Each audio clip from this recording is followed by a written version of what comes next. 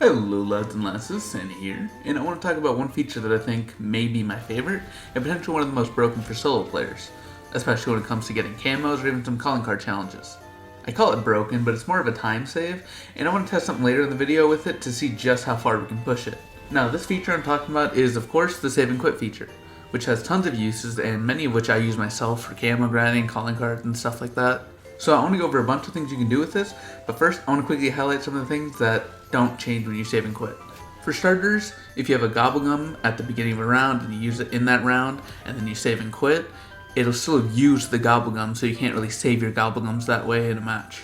If it's a timed Gobblegum, like Shields Up for example, it seems to be tied more to a server-side timer, so when you save and quit, the Gobblegum still seems to be active kinda for the rest of its duration, which means if you load back in fast enough, you'll probably still have enough time left over on it. Additionally, your Dying Wish and Self-Revive uses for augments on Quick Revive will not refresh if they were used in that round, along with craftable Self-Revives. So if you down and revive yourself, then you save and quit. When you load in, you'll still have all your perks as if you never got downed. However, since you use your Self-Revive, it still gets taken away, just like the Gobblegums I mentioned earlier. Now, let's get into some of the interesting things you can do with saving and quitting, or save scumming as I'll call it. So, when you save and quit on a round, it'll only save your in-game progress up to the beginning of the round you saved and quit on. For example, if you're doing an Easter egg step on round 15 and you don't flip the round to round 16 before saving and quitting, you'll have to redo whatever Easter egg step you were working on during round 15. This is a very specific kind of use for it, but for example in my calling card video I was talking about Close Call, which requires the use of an Anywhere But Here Gobblegum to stun and kill all the zombies around you, and how awful and RNG based it is because of the whole stun factor. Someone then commented about the Terminus Easter egg step where you're locked in a room with a bunch of zombies spawning, and if you use an Anywhere But Here there and it still keeps you in the room because it'll still teleport you, but it won't teleport you out of the room, so it'll teleport you to a different spot in the room.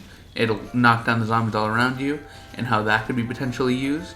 So you could theoretically get up to that point in the Easter egg, use your Anywhere But Here to make progress on the kills needed, then save and quit, load in and play normally until you get another Anywhere But Here, and then repeat that. Now the calling card's actually bugged right now, so don't waste your time trying it. I tried it already, doesn't work.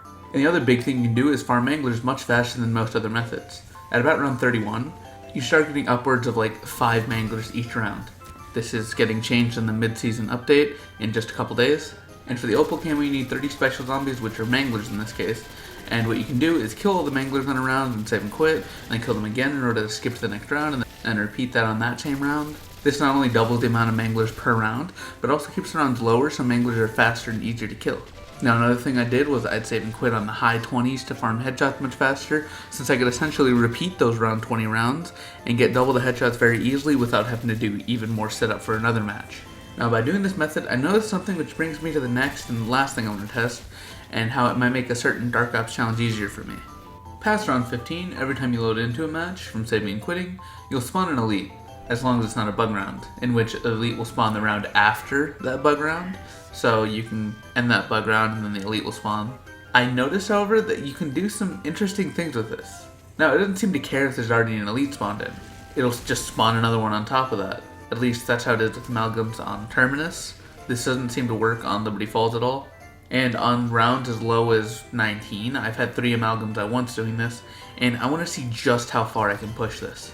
Now, as you can see, I managed to get 5 amalgamations on round 22, and the way you do this is very odd, but easy, if not a little bit tedious.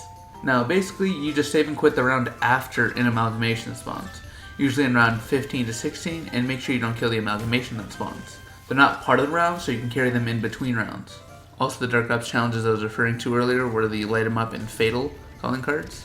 Light 'em Up requires 10 elite kills in a single match using the Big Game augment on Napalm Burst, and Fatal requires you to get 2 kills on Amalgams in a single shot. Now back to the method. All you have to do is save and quit at the beginning of the next round, meaning the round after the amalgamation spawns in. Load back in, you'll have 2 amalgamations in. If you load into a bug round, you won't have any amalgamations until the next round, so finish the bug round and then finish the round after that without killing any of the amalgamations. Reason for that being is that the new amalgamation that would have spawned in the round after the bug round would have been counted as spawning in that round, so saving and quitting will act as if that new amalgamation never spawned in. Now you can do this for as many rounds, for as many amalgamations as you want, and this doesn't seem to work on Liberty Falls from what I tested, at all. Abominations will spawn in on Liberty Falls when you load into a match, but if there's already one existing, another one won't spawn on top of that. It seems that for some reason they have more of a cap on abomination spawns than they do amalgamations. But yeah, just remember, if an amalgamation spawns in a round, you have to flip the round in order to kind of save that amalgamation into your save file. This can be useful for challenges or whatever you want to do with it. It's just kind of a fun thing on top of some of the additional things that I did with the save and quit feature. But yeah, do this is what you want. Citadelle Day More comes out in just a few days, I believe 2 days now, and I'm extremely excited. And I will be streaming it on this channel in the morning. It comes out on December 5th, so if you want to join in on that, then be sure to like and subscribe. Bye-bye.